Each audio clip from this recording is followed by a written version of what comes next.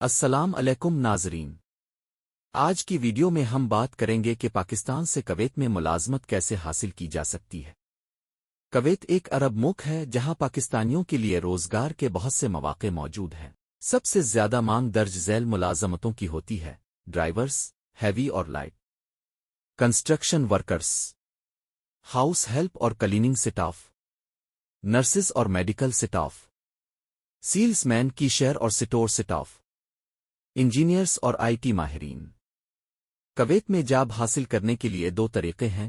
پہلا طریقہ حکومتی اداروں کے ذریعے اپلائی کریں، جیسے overseas employment corporation, bureau of immigration.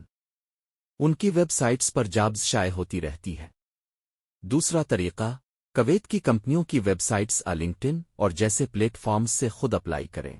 Job کے لیے درکار دستاویزات یہ ہیں: پاسپورٹ، کم از کم 1 سال کے لیے ویلی، شناختی کارڈ، تعلیمی اسناد، تجربہ سرٹیفکیٹ اگر کوئی ہو، medical report Gulf approved center سے، پروٹیکٹر سٹیمپ۔